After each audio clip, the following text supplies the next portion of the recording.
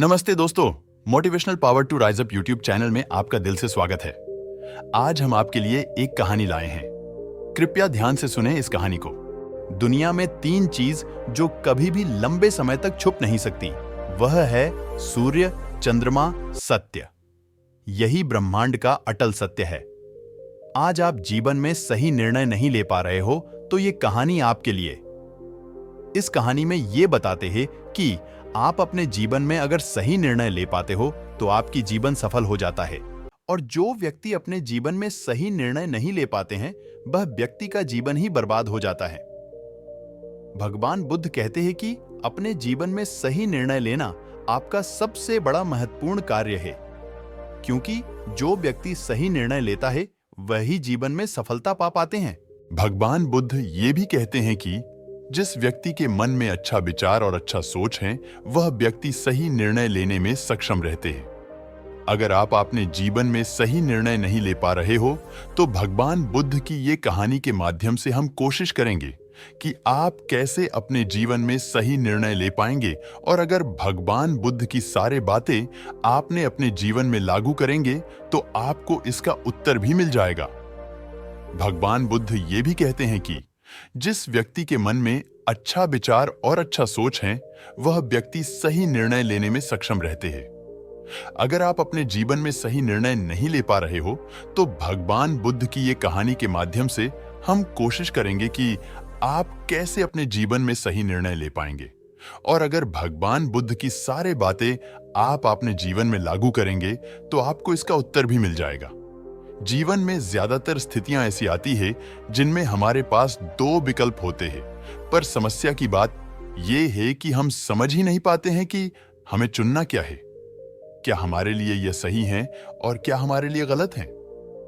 उन दोनों ही विकल्प में से एक विकल्प ऐसा होता है जो हमारे जीवन को बना सकता है, और दूसरा विकल्प ऐसा होता है जो हमारे जीवन को बर्बाद कर सकता है। एक छोटी सी कहानी गौतम बुद्ध की है जो आपको बताएगी कि सही निर्णय कैसे ले। एक बार गौतम बुद्ध एक गांव में लोगों को कुछ प्रवचन दे रहे थे। सभी गांव वाले उन्हें और उनकी प्रवचन प्रेम से सुन रहे थे। भगवान बुद्ध की बात पूरा होने के बाद वहां से गांव वाले उठकर जाने लगते हैं।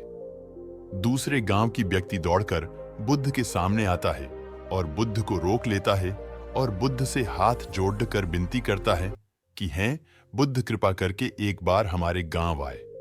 वह व्यक्ति एक किसान था।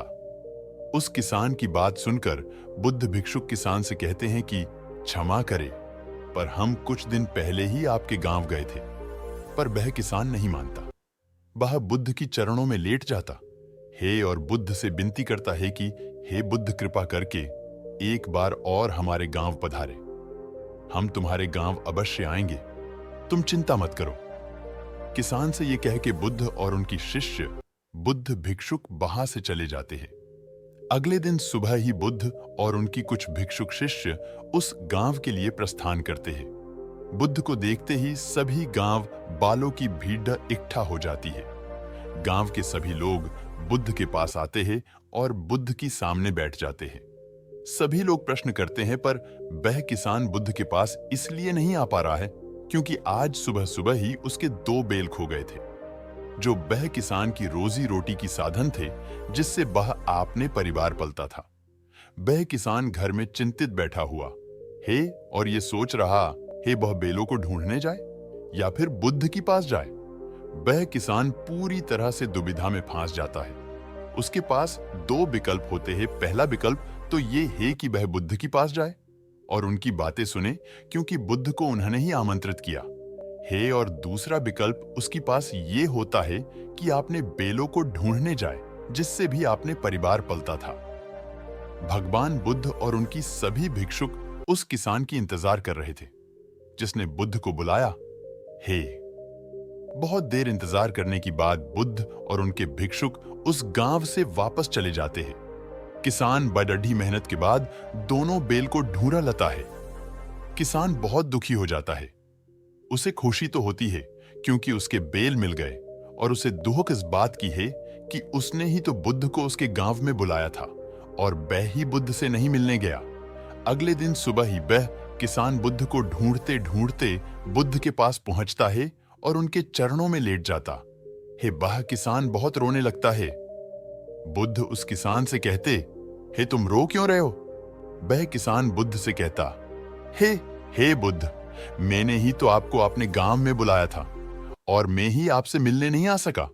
बुद्ध, मैं आपको बताना चाहता हूं मैं आपसे मिलने क्यों नहीं आ सका। कल जब आप हमारे गांव में आए थे, उससे कुछ समय पहले ही हमारे दोनों बैल जंगल में खो गए थे और मेरे पास दो ही विकल्प थे। पहला, या तो मैं आपकी बातें सुनने के लिए आऊं और दूसरा यह कि मैं अपने बैल को ढूंढने चला जाऊं। बैल मेरी रोजी रोटी है, इनको पल कर मैं अपनी परिवार का गुजारा करता हूं। बैल मुझे वापस नहीं मिलते तो हम और हमारे पूरा परिवार भूखा मर जाता। इसलिए मैंने दूसरा विकल्प चुना और मैं अपने बैल को ढूंढने चला गया। बैल मेरी रोजी रोटी है, इनको पल कर मैं अपनी परिवार का गुजारा करता हूं। बैल मुझे वापस नहीं मिलते तो हम और हमारे पूरा परिवार भूखा मर जाता। इसलिए मैंने दूसरा विकल्प चुना और मैं अपने बैल को ढूंढने चला गया। वह किसान भगवान बुद्ध को कहता, हे मुझे क्षमा करें, मैंने आपका अपमान किया। बुद्ध किसान की यह बात सुनकर मुस्कुराते हैं और उसे अपने गले से लगा लेते हैं और उस व्यक्ति से कहते हैं, अगर उस समय मुझसे पूछते तो मैं भी तुम्हें कहते कि यही चुनना चाहिए, क्योंकि अगर तुम बैलों को ढूंढने की बजाय मेरा बात सुनने आ जाते तो तुम मेरा एक भी शब्द सुन नहीं पाते, क्योंकि तुम अपने बैलों के बारे में ही सोचते। अब तुम्हारे बैल मिल गए, हे अब तुम मुझे आराम से सुन सकते हो।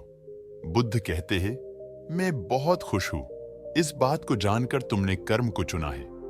बुद्ध की बात सुनकर उस किसान की मन में से सारे बोझ उतर जाता है और वह आराम से बुद्ध की बातें सुनता है। बुद्ध यह कहते हैं कि आप धर्म को पहले चुनो हो सकता है। इसके लिए आपको कुछ कठोर निर्णय लेने पड़े, पर भविष्य में आपको वह निर्णय हमेशा सही दिशा दिखाएगा। कर्म ही धर्म है। दोस्तों, आपको यह कहानी कैसी लगी? हम उम्मीद करते हैं कि आपको इस कहानी से एक अच्छी सीख सीखने को मिली होगी। आपको अपने जीवन में सही रास्ता चुनने के लिए एक मार्गदर्शन जरूर मिला होगा। हमारी इस कहानी को सुनने के लिए धन्यवाद और भविष्य में ऐसी ही मोटिवेशनल कहानियां सुनने के लिए इसको लाइक करो और शेयर करें और हमारे चैनल को सब्सक्राइब करना ना भूलें और अपने दोस्तों के साथ भी शेयर करें। बहुत जल्दी मिलते हैं एक नई कहानी के साथ। धन्यवाद आपके प्यार और साथ के लिए।